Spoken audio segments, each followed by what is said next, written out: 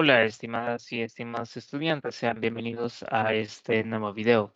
En esta ocasión, nosotros vamos a vamos a proceder a resolver el examen parcial de la unidad número 1, ¿verdad?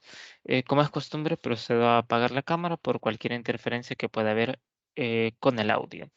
Como ustedes ya pueden presenciar o ya pueden ver, tienen en pantalla el examen parcial. ¿Qué es lo que vamos a ir haciendo? Lo vamos a ir haciendo en tiempo real para ver cuáles eran las respuestas correctas. Ustedes podían darle ahí en comenzar examen parcial y pues les iba a salir más o menos estas preguntas que pueden ver ustedes en pantalla. Lo voy a hacer un poquito más grande para que puedan verlo mejor, ¿no? Muy bien. La primera pregunta o una de las primeras preguntas que podía salir era la siguiente. Recuerden que podía estar de en formato aleatorio, ¿verdad?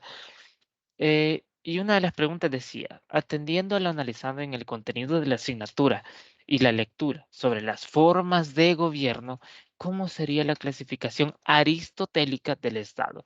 Recuerden, aristotélico, Aristóteles, ok, hay una relación entre Aristóteles y la clasificación que hace este señor, ¿verdad? Respecto del Estado. Y una de ellas decía, bueno, se clasifica en monarquía, por un lado, en timocracia y en democracia, ¿verdad? Depende de quién gobierne. Digamos que está más o menos bien, pero hace falta algo, ¿verdad? Porque la timocracia no la toma en cuenta Aristóteles, ¿verdad? La toma en cuenta Platón. No se propone ninguna clasificación en tal sentido. Bueno, la verdad es que no puede ser esa porque Aristóteles sí propone una clasificación. Y otra posible respuesta decía, ya por descarte la A y B no son. La clasificación sería acorde a cómo se administra el poder. Podría ser totalitarismo, autoritarismo y socialismo. Y esto evidentemente no, porque el socialismo, el autoritarismo y el totalitarismo son conceptos se, que surgen posterior a Aristóteles. Por descarte nos queda la letra D, ¿verdad? Que decía, se proponen tres formas de gobierno. La monarquía, cuyo mando recae en una persona, la aristocracia, confiando el poder a más de uno, y la república, en la que la multitud gobierna. Pero esas formas de gobierno pueden degenerarse en tiranía, oligarquía y democracia, según sea el caso. Y esta es la respuesta correcta. ¿Por qué? Porque justamente Aristóteles propone dos formas de gobierno, los gobiernos rectos y los gobiernos desviados, que bien puede ser el gobierno de una persona, de un grupo selecto de personas o de muchas personas. Dependiendo de cómo gobiernan, así pueden ser gobiernos rectos o desviados. Por lo tanto, la eh, forma de gobierno que propone Aristóteles o esa clasificación aristotélica vendría a recaer en la letra D. Muy bien.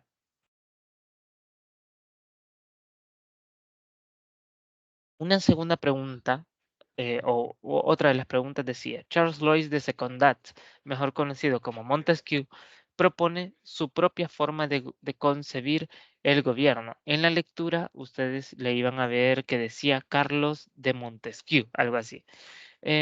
¿Cómo es esa forma de gobierno que propone Montesquieu? Y bueno, una de las opciones decía, lo entiende como un gobierno democrático, en el que las personas eligen sus representantes de los órganos del Estado, pero que sean limitados por el mismo pueblo. Digamos que hay parte de razón en esta, pero todavía no es esa la única propuesta de Montesquieu, ¿verdad? Porque esto también lo propone Hobbes, Locke, Rousseau, lo propone incluso Santo Tomás de Aquino, ¿verdad? Entonces, como que no. Veamos, la letra B decía, no lo percibe como una única forma. En realidad propone tres. El republicano, en el que el pueblo tiene la potestad soberana. El monárquico, gobierna uno solo con leyes fijas y establecidas. Y el despótico, un gobierno sin leyes y sin límites. Y la lectura justamente hacía mención de esto, ¿verdad? De momento, la opción más acertada es la letra B. Veamos qué dice la C. Dice, habla de un gobierno monárquico parlamentario en el que el rey soberano es limitado por el pueblo por medio de leyes hegemónicas. No, ¿verdad? Porque la hegemonía es otra cosa. La hegemonía vendría siendo una cosa totalmente distinta que no cabe en los conceptos de Montesquieu. Además, es un concepto más reciente. Em, y por último, decía, ninguna de las otras respuestas es correcta. Por lo tanto, por descarte, la más acertada es la letra B. Muy bien. Otra de las preguntas que se proponían era la siguiente. En un estado dictatorial, la política interna se caracteriza porque es semejante a una monarquía. Gobierno absoluto, poder unificado, se construye una aristocracia política y en un sentido religioso, entre comillas, ¿verdad?, que lo inspira. Sin embargo, ¿cuáles son las características en el plano internacional de este tipo de estados? Y a nivel internacional, ¿qué sucede con los estados dictatoriales? También lo decía la lectura, ¿no? Y una posible respuesta era, no cambian sus políticas internacionales, suelen mantenerlas y solo modifican las políticas internas. No, ¿verdad? Es difícil que no cambien las políticas a nivel internacional porque sí cambian. Eh, letra B decía, este tipo de estados suele aliarse con otros de igual forma de gobierno. A saber, ¿verdad? Porque el hecho de que sea dictatorial no necesariamente lo lleva a tener aliados similares que sean dictadores también, ¿verdad? Puede tener aliados que son democráticos o republicanos, ¿verdad? Letra C. Suelen abrir sus economías internacionales, pero cobrando aranceles e impuestos altos como manifestación de esa soberanía, ¿verdad? Y esta, digamos que podría ser, pero todavía no aterriza la idea, ¿verdad? No es, o sea, puede ser que sí, puede ser que no. Y la última, veamos, decía, normalmente estos estados ahí decía, de aíslan, debería ser se aíslan, ¿verdad? De los demás, con el pretexto de conservar sus economías autónomas, ¿verdad? Para poder salvarse a sí mismos. Y la lectura justamente decía eso, ¿verdad? Que los estados eh, dictatoriales normalmente lo que hacen es aislarse del plano internacional, salen del internacional y dicen nosotros nos vamos a ir por nuestro propio rumbo, ¿verdad? A nivel internacional. Y quien quiera venir con nosotros, quien quiera sernos aliados, bienvenido, quien no, pues eh, se puede ir, ¿verdad? Entonces, esa es una característica de los estados dictatoriales, ¿no? Eh, siguiente pregunta decía, el concepto histórico de democracia radica en el siglo V antes de Cristo, específicamente en Atenas, por su forma de gobierno, instalado luego de un largo proceso de reformas y revoluciones. ¿Esta pregunta es falsa o es verdadera? Y ahí estaba la pregunta, ¿verdad? Y pues podríamos decir que es verdadera. ¿Por qué? Porque sí data del siglo V antes de Cristo, ¿verdad? Y por las formas de gobierno y específicamente el gobierno de Atenas. Bien, otra pregunta. La democracia como ideal se estudia en conjunto con la historia eh, de la democracia, ¿verdad? O sea, en la que cada pueblo, cada nación y cada estado entiende como democracia. Así, por ejemplo, un estado que centre el poder en una sola persona puede ser democrático a la vez. Y la verdad es que esto, pues, no es cierto, ¿verdad? Eh, porque la democracia como ideal no se basa en eso. Sí estudia de alguna forma el antecedente histórico, pero la trampa estaba en lo último, que una sola persona no puede ser democrática a la vez, ¿verdad? O sea, que el poder recaiga en una persona, en una sola persona, no sería una representación democrática, ¿verdad?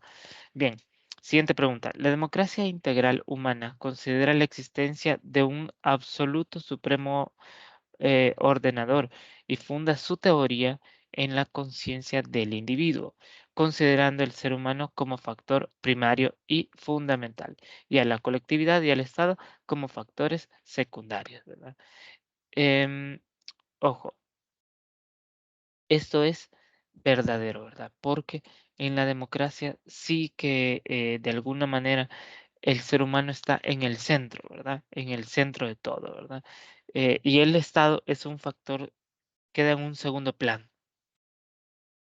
Eh, bien, y la última, decía, otra característica de la democracia es que en ella se exige la interdependencia de la democracia política, económica y cultural, entendida la primera como la participación ciudadana de votar, la segunda como facultad de participar en la economía local y la tercera como aspecto característico de la nación. Y la verdad es que no, ¿verdad? No era política, económica y cultural, sino que había otro elemento distinto al cultural, el elemento cultural no se tome en cuenta en esa interdependencia democrática. Por lo tanto, esta será falsa. Y bueno, eso era todo lo que tenían que hacer.